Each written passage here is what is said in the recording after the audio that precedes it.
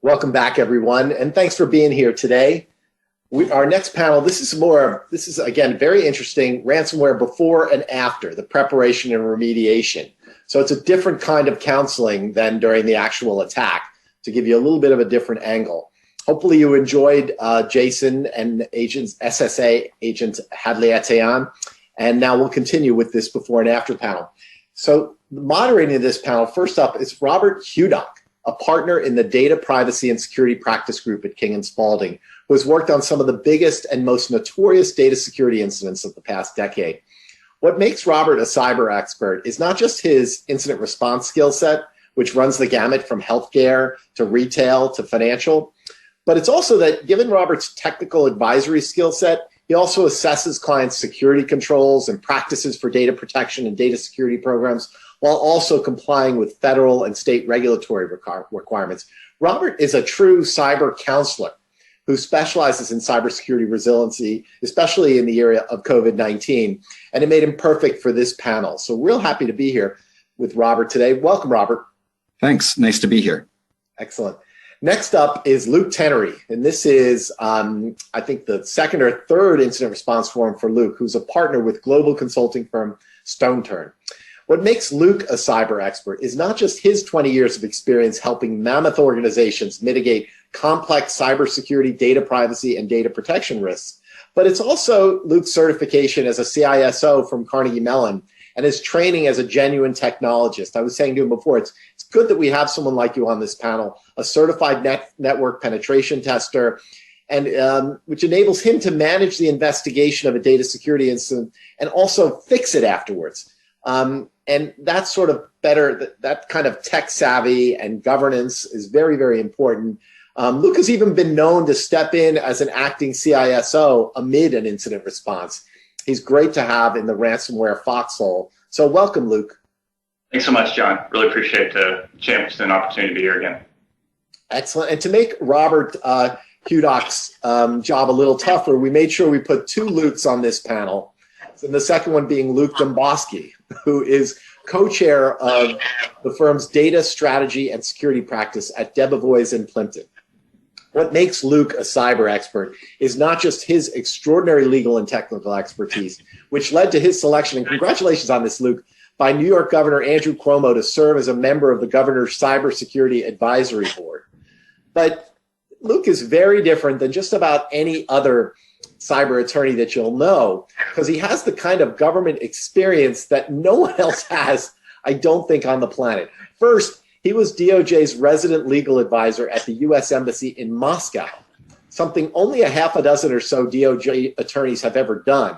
Second, he was deputy chief of litigation at DOJ CSIPS. Well, what is CSIPS? The Computer Crime and Intellectual Property section at DOJ, and specializes in cyber. And he oversees DOJ's data breach response efforts at Target, Sony, Home Depot, Anthem, OPM, and the list goes on. Third, as Deputy Assistant Attorney General at DOJ's National Security Division, focusing on nation-state threats, Luke also has that angle. He's really got the most extraordinary collection of government experience. And Luke, you think you'll be coming back to government at some point? Or am I putting you on the spot? Remains to be seen, John. Well, busy making college payments at the moment.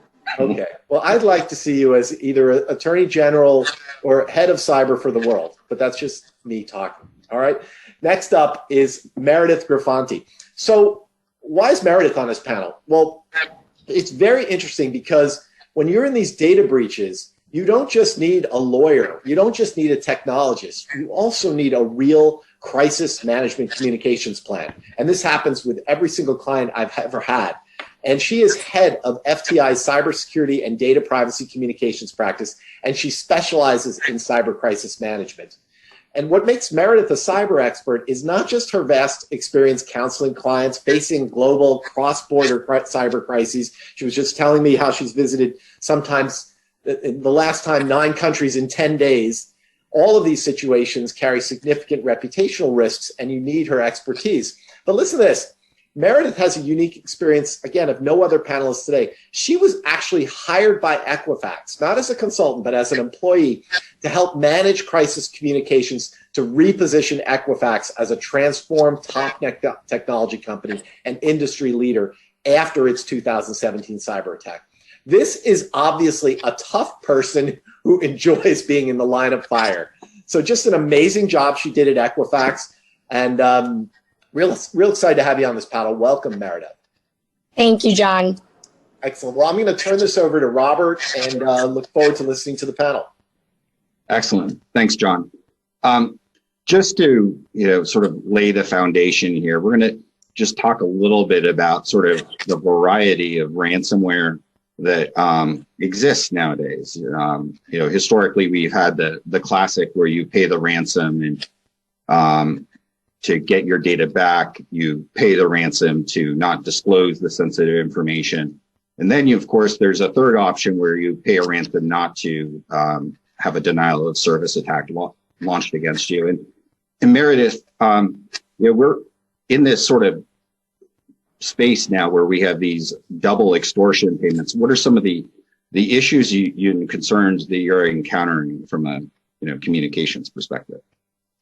Sure. It's a great question, Robert. I think, one of the things that we're seeing is the importance of the communications work stream, involving the communications folks early on in the IR process.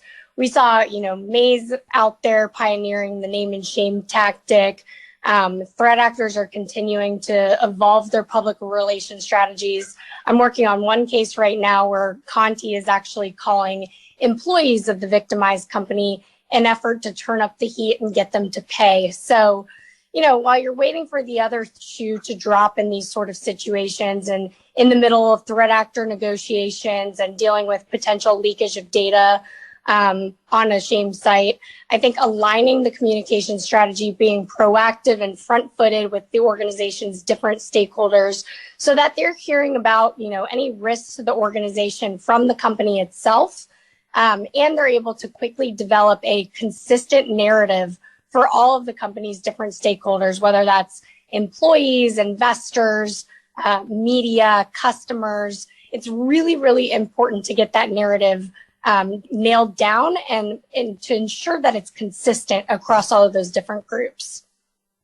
Thanks. Luke Dembosky, one of the things that really is sort of hard for organizations right now is trying to figure out how they will deal with a ransomware event in terms of costs, capability, whether or not they're going to pay a ransom, and and then evaluating what controls are appropriate in order to reduce the risk that they become victims to a ransomware event.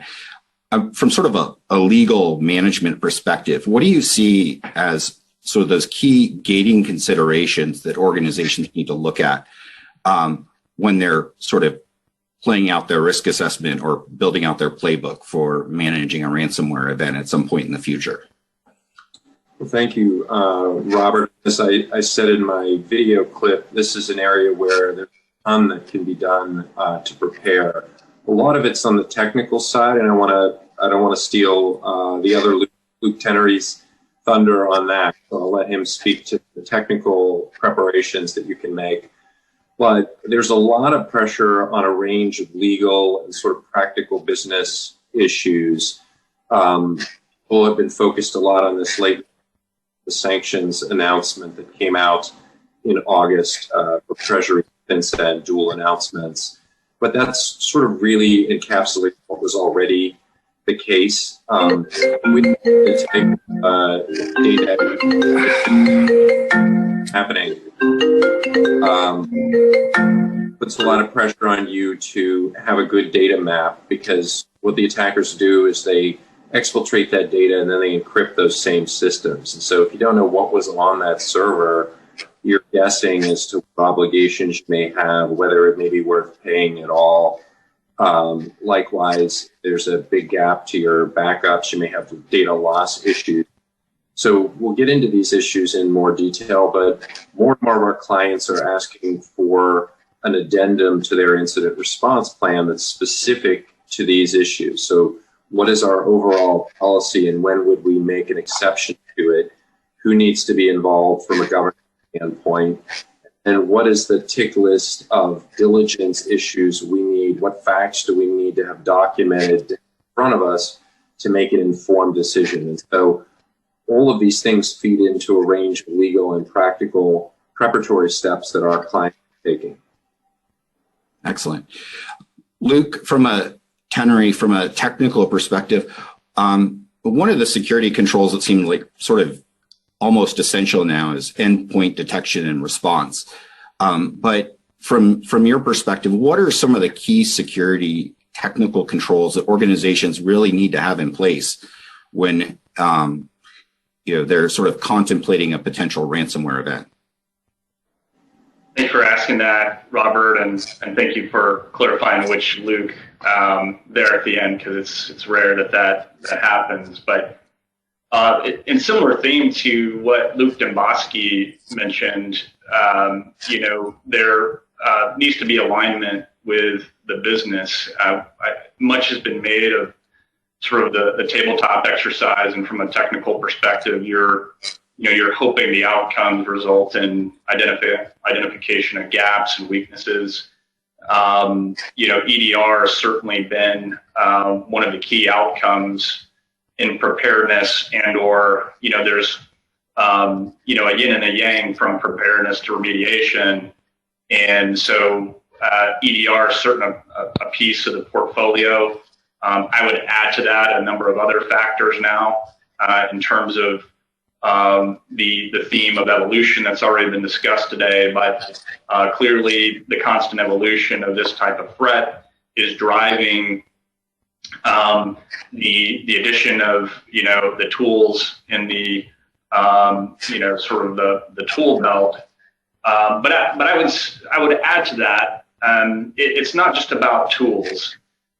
When Luke Dembosky mentioned dynamics around business risk, I've yet to find a tabletop scenario that can really, when the stakes are high, really kind of already have some dynamic of the choices or trade-offs that an organization has to make in this type of crises. So I would encourage organizations not just to think about the technical controls, but what are the trade-offs that we're going to have to make, and really think about it even more exponentially than they have already. This evolution of threat has caused organizations, it's not just whether or not you have the backups to recover from. There's other collateral considerations like mass password changes across an enterprise that's global. Other aspects of security that these attackers compromise along the way have other impact to the organization beyond just having the data. Another point, and it's his phrase, and I'm going to reuse it, so he should probably trademark it, but Luke Dembosky mentioned the concept of data minimization. With this data shaming piece, really, the boring folks, or used to be the boring folks in the room that focus purely on data governance, I would double down on those folks in terms of having bigger salaries at the end of the year. But ultimately, the risk of keeping data around is a new sort of cost of doing business that organizations haven't really thought about. And from a technological perspective, one of the things that we're seeing and doing is, there's similar technologies to EDR, but basically go seek and destroy data that could be at risk to you with PII and things like that, and cloud or file shares. And so organizations need to think technologically, not just about their endpoints, but about their data, other aspects of identity. But I also think, and I talked a little bit about it in my one big thing, but I think organizations that not only have EDR, but are taking it to the next level of maturity, organizations should just have a mindset of trying to renew their maturity, take the next step. And I think a key of that, you're seeing the arms race with the firms like mine here in terms of not just having a threat detection capability with EDR, but how do we have a managed service, and then from there, the next point of scale is automation. And it's automation for us, it's automation for our victim companies, but there's not enough bodies to go around to solve this really economic problem of putting out the fire. So organizations are going to start thinking about automation and their preparedness as well. Thanks. Luke Dembosky, as we sort of dig into building out tabletop exercises and cross-functional teams that include communications like, Meredith and people with her expertise, how do you integrate your C-suite and general counsel's office into these tabletop exercises to, work through a mock ransomware attack just to see sort of the communication channels and such? How do you build out that team? Yeah, it's a great question. So a lot of it is push coming from boards that are being pressured by regulators and others to be on top of these issues. That's trickling down into senior management, where they are asking questions about the level of the company's preparation.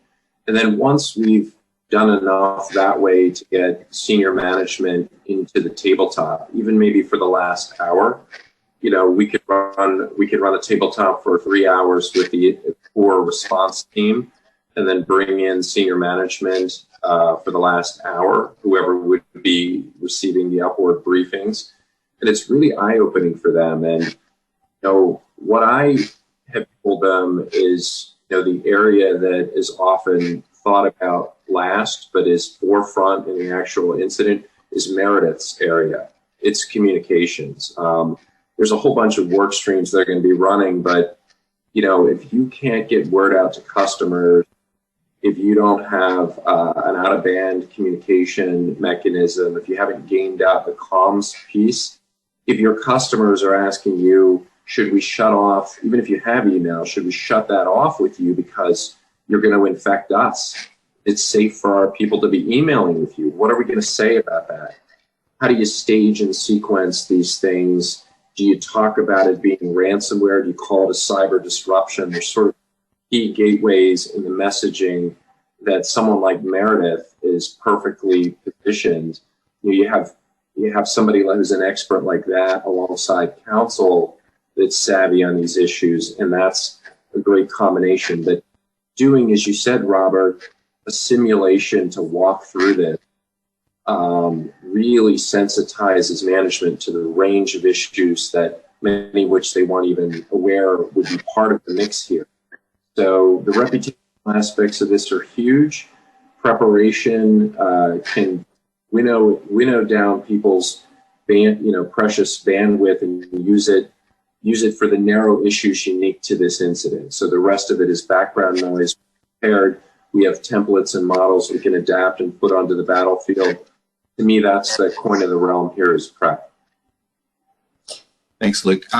Before I jump over to you, Meredith, and talk a little bit about communications, I wanted to sort of unpack with you, Luke Tenery, what is out-of-band communications? From my own personal experience, I've had situations where adversaries have actually compromised the communication pathway. But I think that a lot of people may not understand what out-of-band communication is and why it's important. I was wondering if you could just quickly address that. That's a really good question. It seems, at some level, it seems so simple, but really it's just another means of trusted communication when normal comms are compromised in some way. Either they're down or there's been eavesdropping. It's increasingly important, particularly in an incident. Tactically, we know from a variety of recent cyber attacks or just the trends of the year, clearly they're going after the email environment. BEC continues to be a huge portion of all forms of cyber attacks. But not only that, we know the attackers are going after the underbelly of some of the email environments, GAM tokens from Google, kind of going after the API or management side. And I'll sort of leave it at that. But email often becomes untrusted, and a mechanism that we've leveraged and most IR providers will have now is, some rapid deployment of something like a Slack or movement to something out of band. But organizations who are smart that aren't only thinking from a crisis perspective, only about like getting email back up, whether it's impacted by the ransomware or the CISO's email box is compromised. It's really having alternate means of communication that's trusted, that you can also bring other trusted people into, like counsel. One piece that, Luke Dembosky would probably advise on, or, aspects of privilege discovery and all that. I'm purely thinking about it from a technical or integrity of the security in that state, but continuity of communications, having it out of band, particularly when an attacker has fully compromised that type of asset, is more often the norm than not now. And generally, everyone moving to personal email accounts is not the answer anymore. But yes, out-of-band communication is increasingly important. Excellent. And Meredith, one of the things that I was really shocked to discover that only about 20% of organizations historically have included communications in their tabletop preparation exercises. The reality is, in many security incidents, we have the security bloggers like Brian Krebs, and then we've got sort of these communication pathways that really need to be developed. And I was wondering, sort of in your view of developing out sort of your playbook, what are sort of the key aspects of a communications or crisis communication playbook?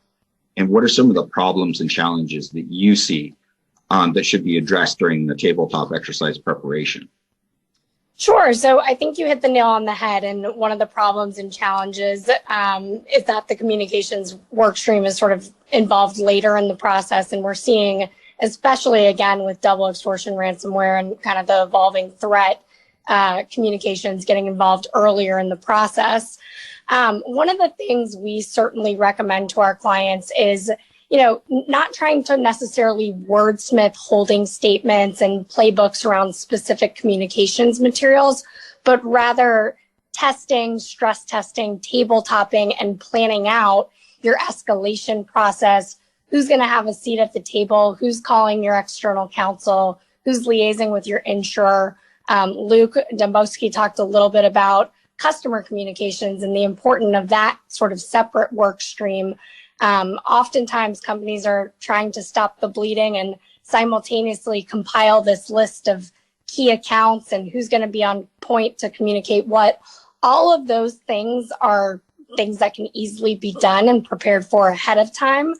And I also think it's really essential to get internally the right people in the same room or on the same Zoom call these days, and learn how to work with each other. Right, you're having IT people work with communications people for the first time. You have marketing people working with legal people, and they might not know each other surprisingly ahead of time, nor do they necessarily speak the same technical language.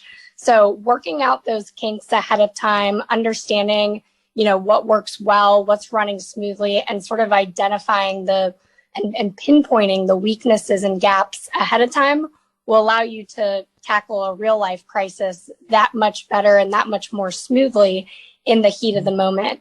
The other thing I want to pick up on just quickly, Luke Tenery was talking about technical controls ahead of time and some of the things that organizations can do. And I just want to stress, I know I'm not the technical person, but from a communications standpoint, having a solid grasp on your, asset management and data inventory and knowing where certain data resides in different areas of the organization will certainly help the communications work stream sort of in the middle of the crisis, right?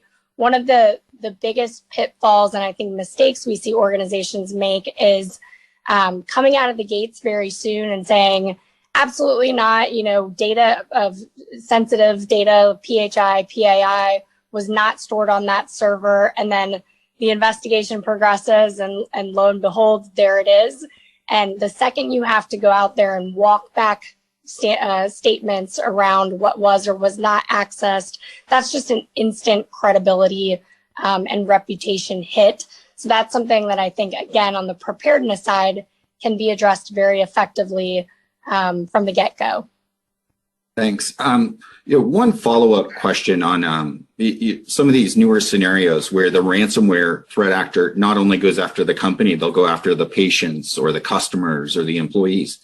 From a communications perspective, like, how do you prepare for something like that? How do you, what do you tell your employees when they have ransomware, people reaching out to them or your patients? Yeah, it's interesting because typically our job is to keep the organization, as much as possible out of the media headlines to help them really address this, pivot, and move on. But in some cases, like the scenario you just outlined, and I'm actually currently in the middle of, we have to take a different and more proactive approach, right? You want to get out there and leverage your different communications channels, whether that's local reporters, media, internal communications, to sort of put the community and the different stakeholders on alert to make sure that they know, and this protects you from a legal standpoint as well, not to divulge sensitive information or social security numbers to a potential threat actor that may be calling. I mean, the point of all of this, right, is the threat actor is trying to put as much pressure on the company as possible to come to the table, to restart negotiations. And the more that we can alert those stakeholders and help them understand, do not engage, hang up quickly, that the organization is better off for that. But it is an interesting and sort of backwards strategy. And unfortunately, these are twists and turns and sort of evolving tactics that you can't necessarily prepare for, because you just have to anticipate the unknown and do as best as you can in the middle of a crisis situation, which is why you want people on your team that are not only crisis communications experts, but like all of the panelists on this panel have expertise in the different threat actor groups, can help you look around corners, tell you what to expect next, and how to really prepare for that as best as you can. Thanks.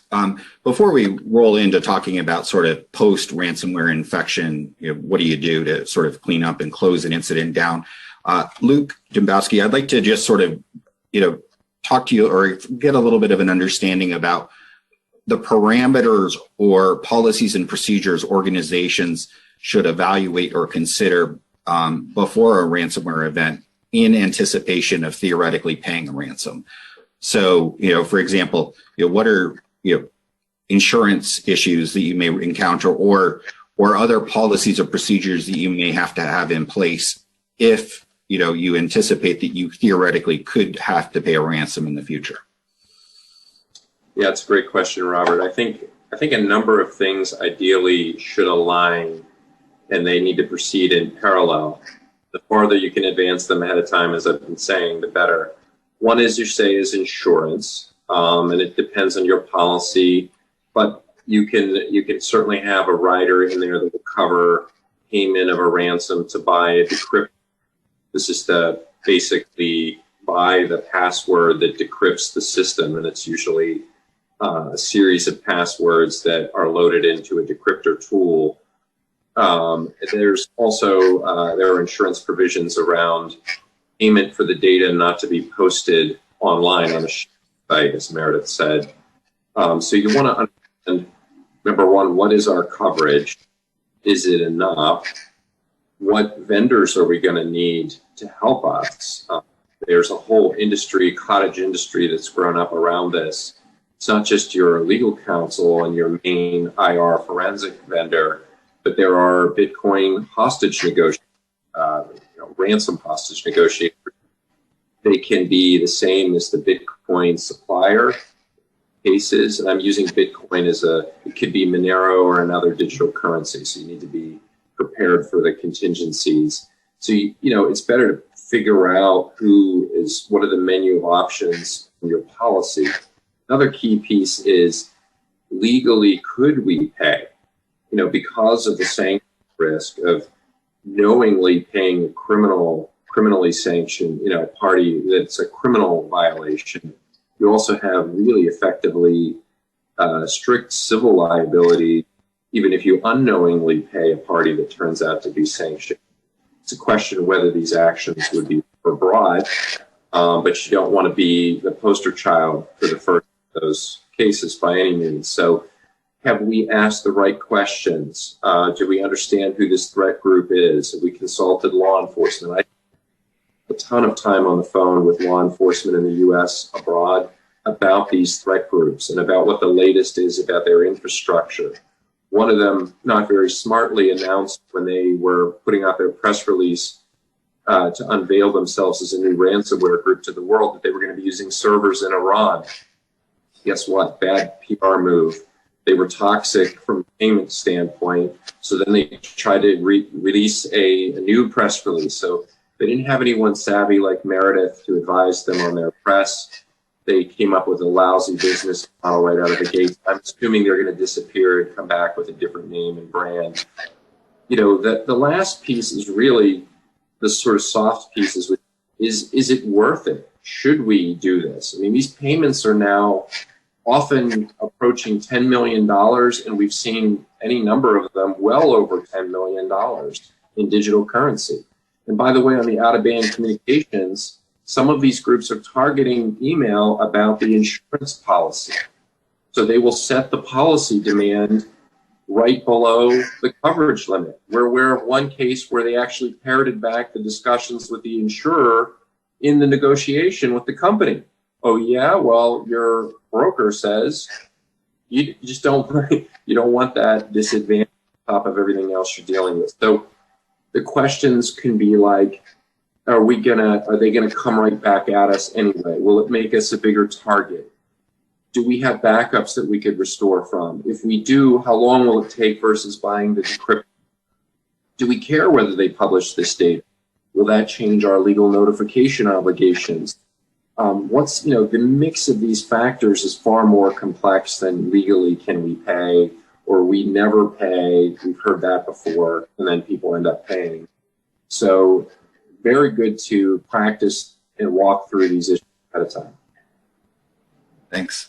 Well, I'd like to get into sort of post-incident investigation and lessons learned. And one question that frequently comes up, where more and more people are, and even some regulators are asking, should you be doing dark web searches for information that, theoretically has been, accessed relative to a ransomware event? And I'd like to just sort of, what is this dark web searches, and after you have a ransomware event, should you be doing that as part of your remediation effort? I'll take that. This is a great question. Just dark web and in kind of the broader context, threat intelligence, having helped build a threat intelligence program, I can say it's increasingly part of the tool belt.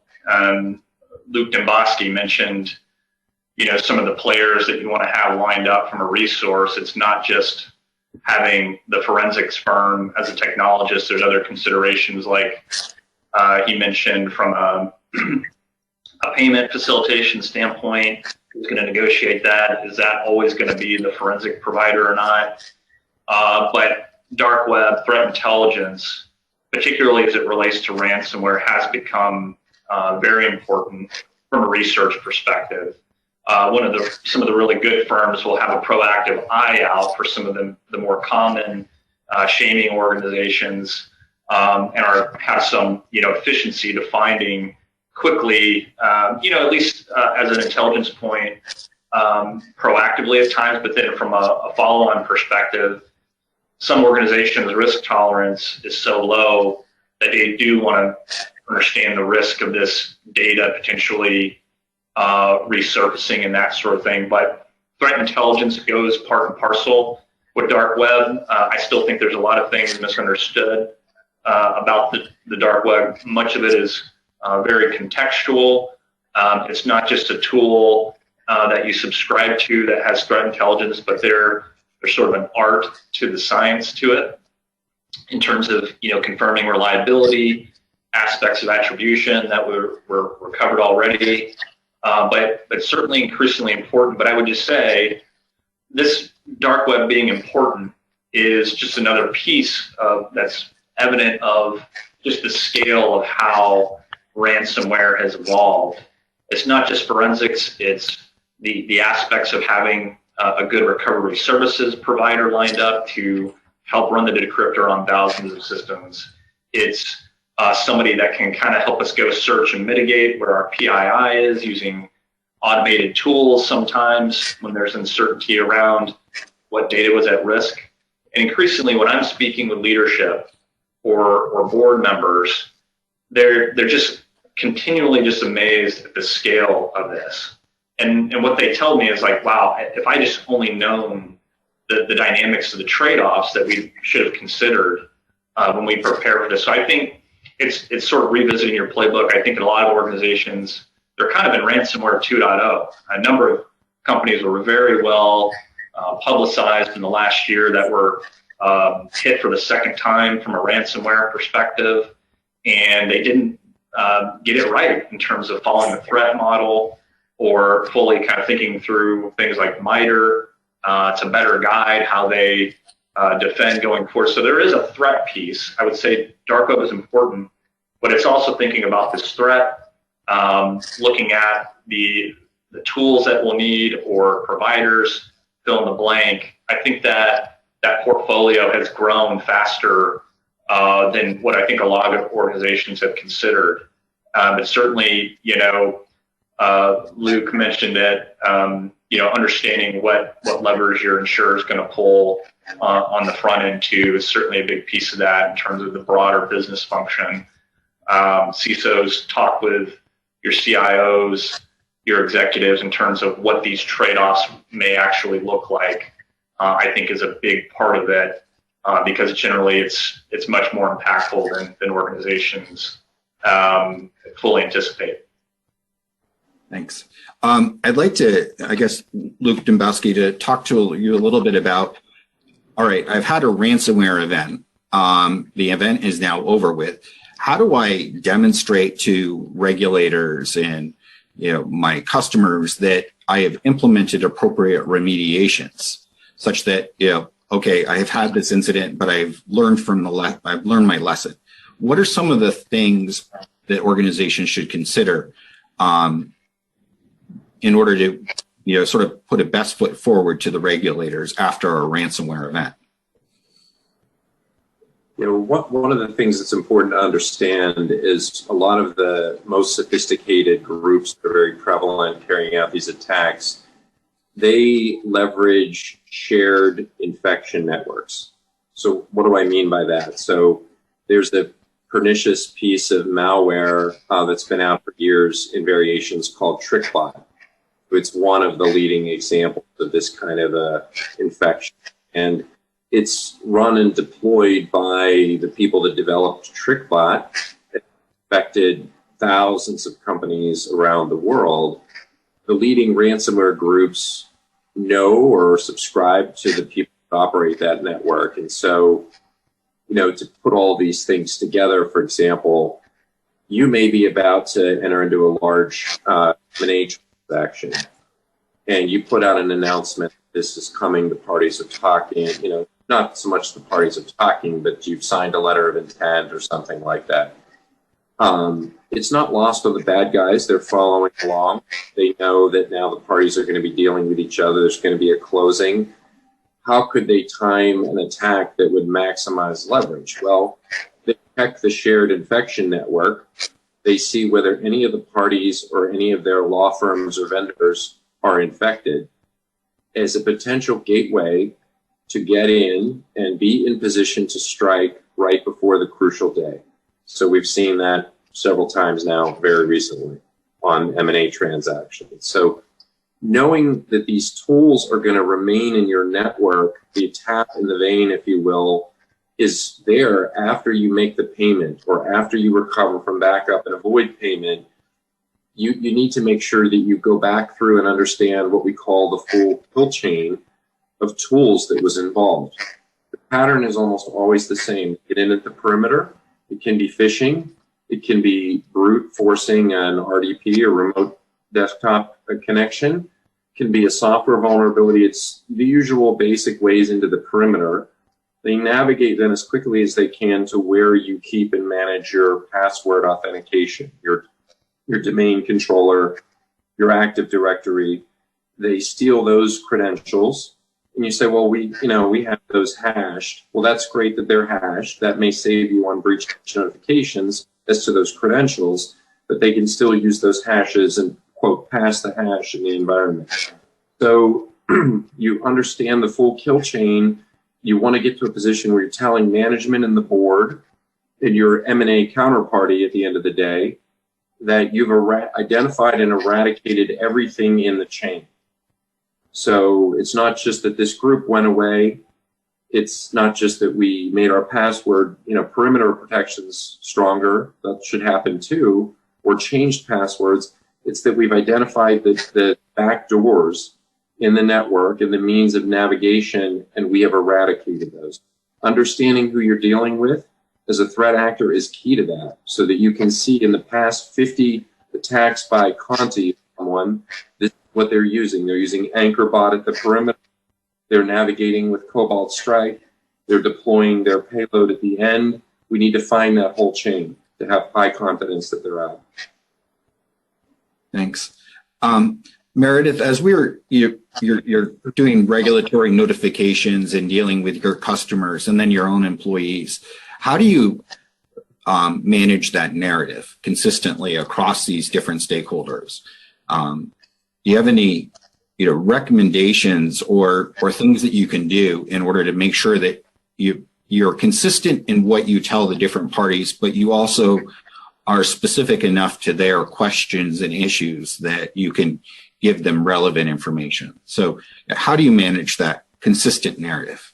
Sure. It's a great question. I think, this is where the relationship and alignment between the legal team and the communications team is so important.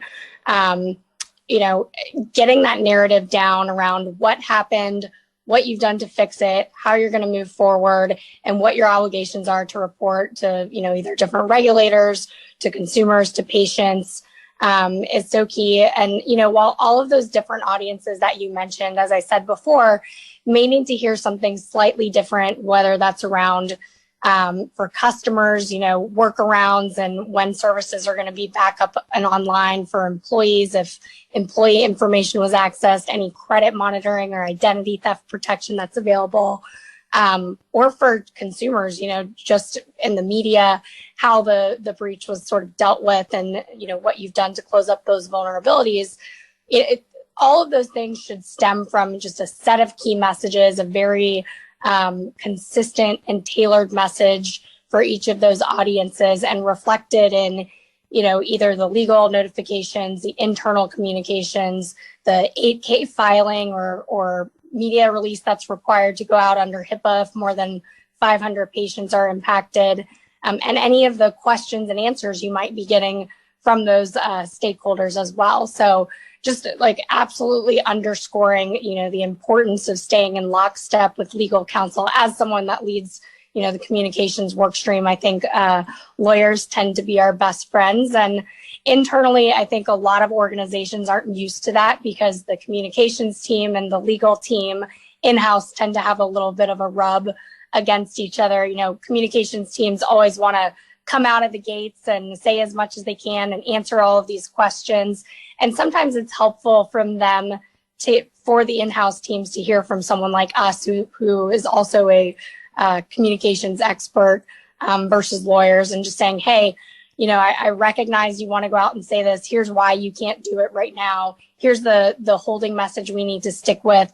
The investigation's ongoing. We'll communicate more information when we can. And it's great for the lawyers and the comms professionals to really be able to back each other up on that. And something that I have certainly appreciated in working with many of you. Thanks. I'd like to maybe take a sort of a philosophical turn for just a moment. And, Luke Dembosky, you mentioned these $10 million ransoms, and and then we're seeing this evolution of tools and techniques. It seems like we're through the payment of the ransoms, we're sort of creating our own problem and evolving a threat that continues to be more invasive and creative and coming up with ways to pay, to force us to pay. Like, are we creating our own problem here? Yeah. By these ransoms. Thank you, Robert. Bruce, I think you popped on. Are we okay on time? We have like a minute. Okay, I'll just say a quick second about it. Yeah, I think we're fueling the problem the more we pay. Unfortunately, a lot of people just haven't had choices. I think we're going to see regulatory pressure to start upping the game of resiliency and creating optionality to stop these things from happening and being in a position to pay.